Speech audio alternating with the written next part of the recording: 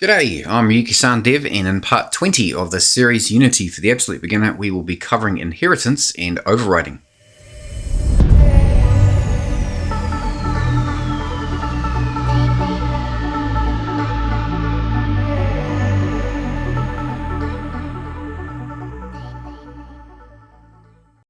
Alrighty, so today is all about inheritance and overriding.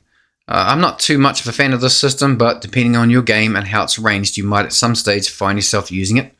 Probably at this early stage you won't, but further down the track, well, who knows. Now, if you remember back to our first scripting video, I briefly mentioned the monobehavior class, and each new script generated by Unity automatically gets it or inherits it. So everything in monobehavior we have access to.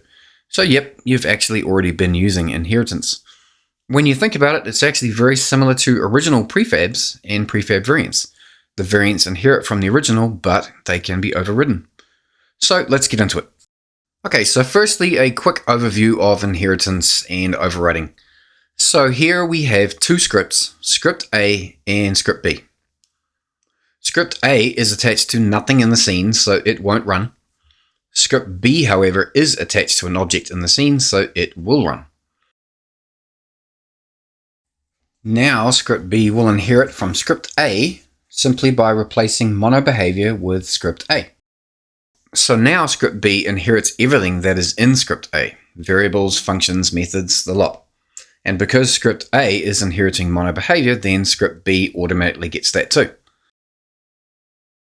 So in script A, if I had a debug command in a function to say I'm script A, then when the game runs, script B will run that function because it's inheriting everything from script A. That's inheritance. Now let's say we want script B to change that message. We can override it. In script A, I would make my function available for overriding by replacing public void say something with public virtual void say something. Then in script B, I can override that function by putting in public override void say something. And I want to say something else like I'm script B overriding the function in script A. And then run it, and boom, we have the new message. Back in script B, I could run the original function in script A and then run the new message in this script. I would just put base.saySomething above our debug line. And then run it, and boom, we have both messages. So that's a quick idea of how it works, but it's best to see it in a working example. Alrighty, so today's example is fairly big, so the direction and code will go a little quicker this time to make for a more reasonable sized video that isn't too long. But don't worry, I will release all of today's code in my GitHub so you can download it and have a look if you don't feel like creating this with me. And besides, there's always the pause button. So I have an idea to create a bunch of enemies that would come down the screen for a player to shoot at. But each of these enemies will share a lot of the same code. So why not inherit from a master enemy script? Now, just one thing to mention here, you will hear me say master and child.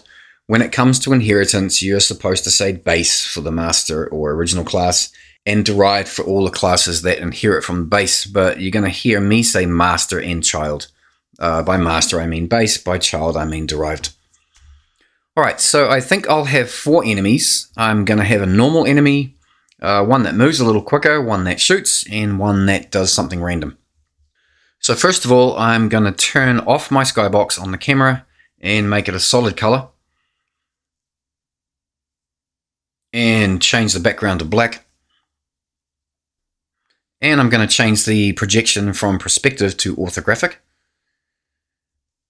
And I'm going to set the size to 5.66. It's just the way I had it set up. Normally I would just leave it as default. So I'm going to set up 4 enemy prefabs. Each prefab will be the same, but for their texture. So right click your hierarchy and create a cube. Name it enemy normal. And reset its transform. Lock XYZ and scale it down to 0.5. And in the box collider, select is trigger. This will basically stop the enemies from banging into each other. And we're going to add a component rigid body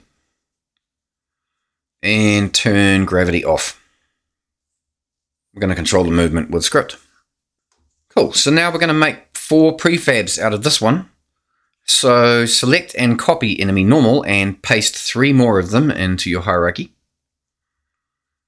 And now rename those copies to enemy speed freak, enemy shooter, and enemy random mover.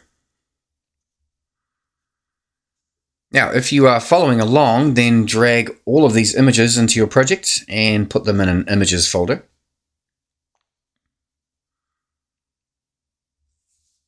And now drag the zombie image onto enemy normal, TNT onto the shooter, Enderman onto the random mover, and the creeper onto the speed freak. And now create a prefabs folder in your project and select all 4 enemies and drag them into that prefabs folder to create prefabs. And now you can delete them from the scene. Alright, so quickly we will set up a spawner to spawn them in. So create an empty in your hierarchy and name it spawner. Make a scripts folder and make a new script inside it called spawner. Attach the script to the spawner object and open the script.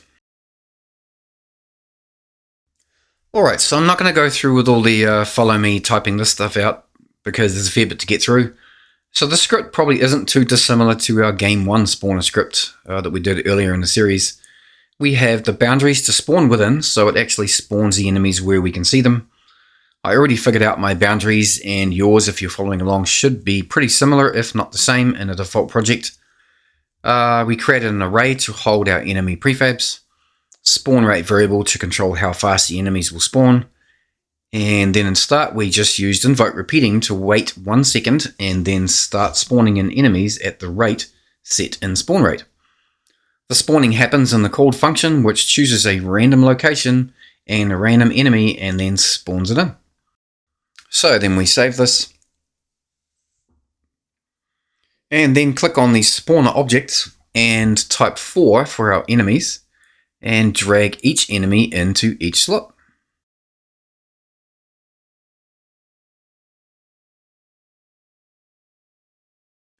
Now, it's no good running this script yet because the enemies will spawn off screen ready to drop, but nothing is making them move yet. So now we're going to create 5 scripts. I'm going to put them all under an enemy folder. So right click and create a C# script and name it enemy master.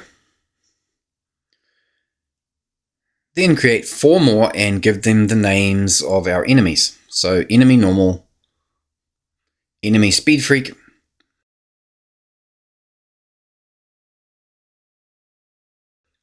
enemy shooter, and enemy random mover.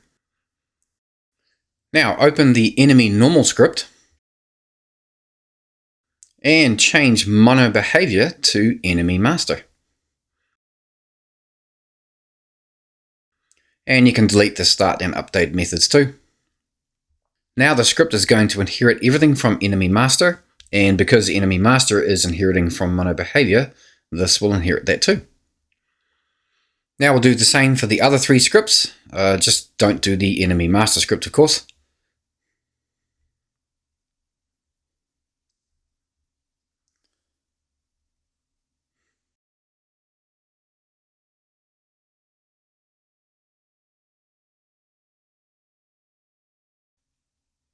And now drag each script onto its corresponding object, so enemy normal script onto the enemy normal prefab, etc. Alright, now let's get into our enemy master script and make these cubes do something. Alright, so again, I'm not going to go through the typing in here to save video space. So first off, we make some variables. Each of these variables is protected so that only the child scripts can see them. And we made them serialized so that they will be visible in the inspector. Then we will set the X and Y boundaries that we will use to know when the enemy has left the visible screen so we can destroy them. Then of course we create a container for the rigid body Then in start, we get the actual rigid body component. In update, we create a condition that if the object falls out of view, it gets destroyed. Then we create a function to move the enemy down the screen and spin it. And then back up in the start method, we call the function so that it actually happens. So all of this code will now filter down to all the other 4 scripts that we made because they are inheriting from this class.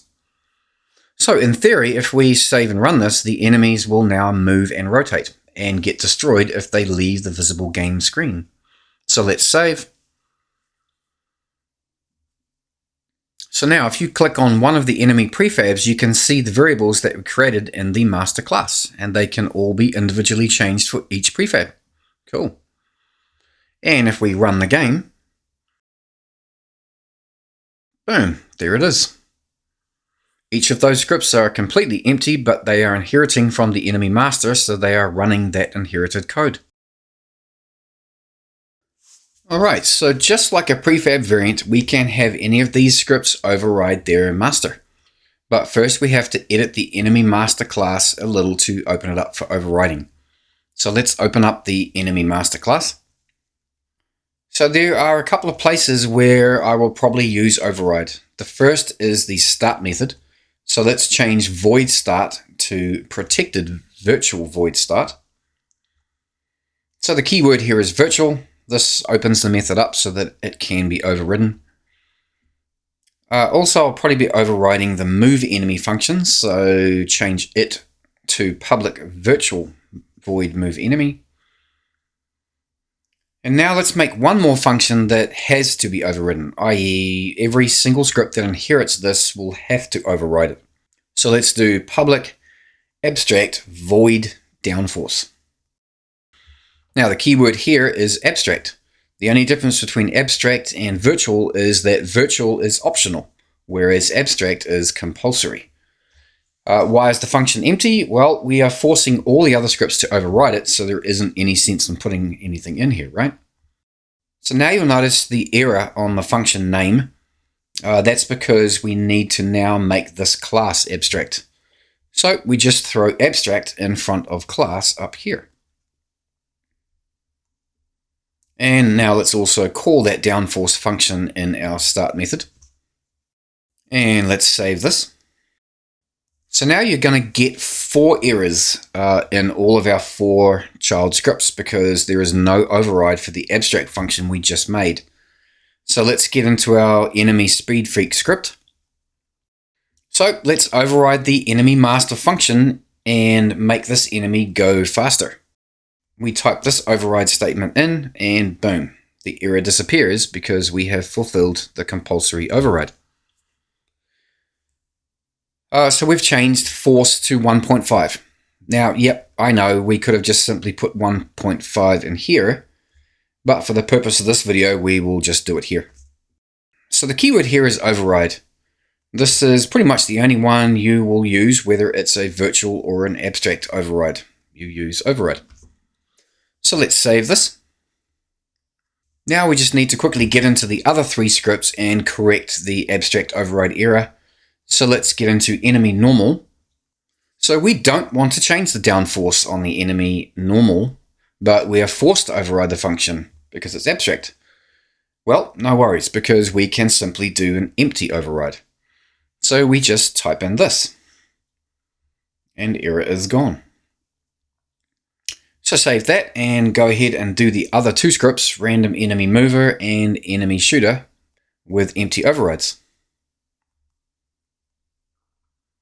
Cool, all errors gone. So let's play. And you notice when a creeper or a speed freak enemy gets spawned, it moves a little faster. Cool. Okay, the next one. Let's do the random mover. So open your random mover script. Alrighty, so we want this enemy to move randomly around. So I'll make a function like this. It looks like a lot, but it really isn't. First, we create a local temporary variable to store a number between 0 and 3. Then run whatever case may be. So if the number happens to be 2, then the function will run case 2, which is to move the enemy left. And it's getting the force variable from the master class. Now this won't run, of course, so we have to tell it to. So we have to override the master class's move enemy function. Remember, we already prepared it to be overridden, so I would just type public override void move enemy.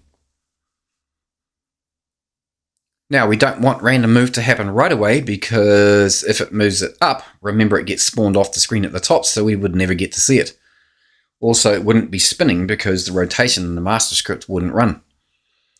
So we want the master class's move enemy function to run first, and then we run this local function.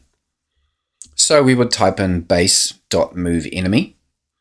This is telling the script to run the original move enemy function, which will push the enemy down and spin it. Now we type in invoke repeating random move 2, 2. So this will wait 2 seconds before it starts. That will give the above function time to push the cube into a visible position, and then every 2 seconds change its direction. So let's save this and run. And as soon as a random mover or the Enderman comes in, he should start to make random moves every 2 seconds. Cool. Alright, 1 to go. The shooter. Now we want this enemy to shoot. So first we're going to have to make a bullet. So I'm just going to create a capsule in the hierarchy and name it enemy bullet. Reset its transform. Lock XYZ and scale it down to 0.1. Make it nice and small. And enable is trigger on its collider so it doesn't bang into things. And I'm going to create a material in the project window and call it red, since that will be the color of the bullet. And change its color to red. And finally drag the material onto the bullet object. Now drag the bullet into the prefabs folder to create a prefab. And delete it from the scene. Now I'll make a script for it to move. And let's name it enemy bullet. And drag it onto the enemy bullet prefab. And open the script. So all that's in here is a simple script to move it downwards and destroy itself if it goes off the screen. If you have been following the series, then this should all look pretty familiar. Alright, now save it. And into the enemy shooter script. So in order for this enemy to shoot, we need to be able to instantiate the bullet. So we will create a reference to it. So now we actually want everything in master script to run as usual in this one, but we also want this enemy to do something else. So this time we will override the start method. So we're going to type in protected override void start. So firstly, we want our enemy master start method to just run as usual. So we type in base.start. So if you are following this series, then there are 2 new pieces of code that I haven't covered yet. Alrighty, firstly the code. So firstly, there is IEnumerator with start coroutine. Now without getting into too much detail in this video, at this point, just think of it as a routine that can be run independently without interrupting the flow of the rest of the script. In early stages as beginners, you'll more often than not be using it to create pauses as this little piece here. I will get into it in a bit more detail further down the track. Now the while code will keep running while whatever in the brackets is true. If you simply specify true, then it will basically run forever. One little warning here, be careful when using while loops, because without some kind of delay in them, they will more often than not just lock your game up completely. So this particular piece here, well, it's while true, so it runs for as long as this enemy exists. So it's just going to keep running forever until it gets destroyed. Then we're using wait for seconds to create a random pause between 1 and 3 seconds before firing a bullet. Firing the bullet using instantiate and instantiating it where the enemy is and keeping the original rotation of the prefab. Then in our start method, we are starting the coroutine, which will run independently of anything else in this case. Cool, let's save this.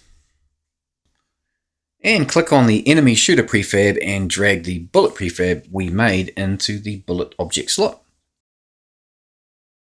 And let's run this.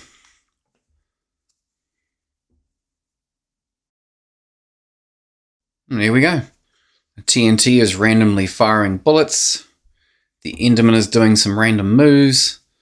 The creepers are moving quicker than normal. And the zombie is just traveling down as normal.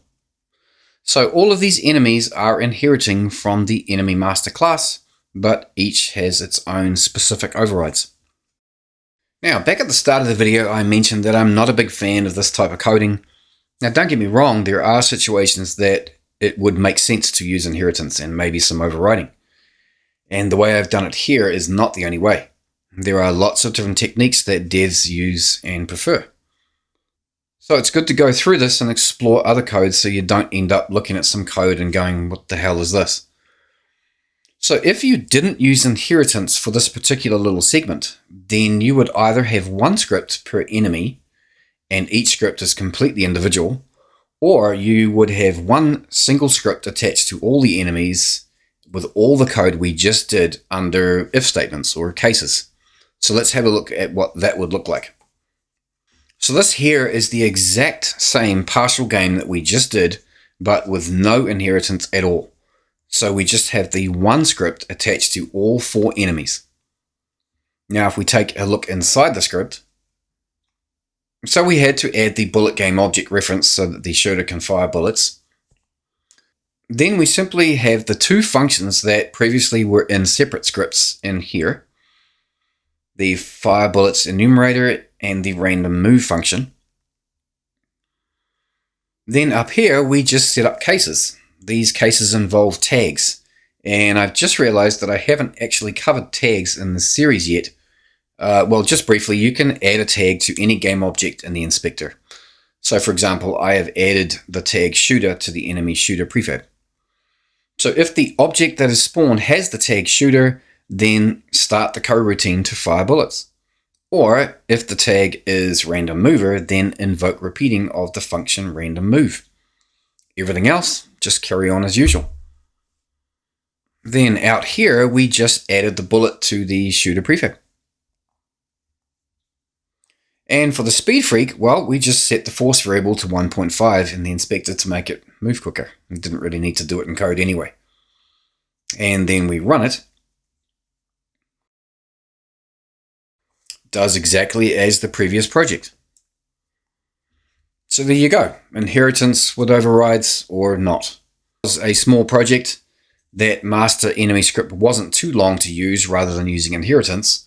But what if you had 5 more enemies doing lots of different things? Then that master script is going to get rather big. And of course, this is only one example. There are thousands of scenarios that you could be faced with. But if you're planning your game rather than just designing it ad lib, then it might be easier to decide which technique to use. Alright, now just a reminder, both of these projects, inheritance and non-inheritance, are available on my GitHub, so you can download them and take a look as well. Now I'll just recap the terms. So in our base or master script, you would be using protected. It's the same as private, but in this case, the master and any script inheriting it can see it. Don't forget to serialize it if you want to see it in the inspector. Virtual, this marks the function or method open for optional overriding. Abstract, it's just like virtual, opens it up for overriding, but it must be overridden.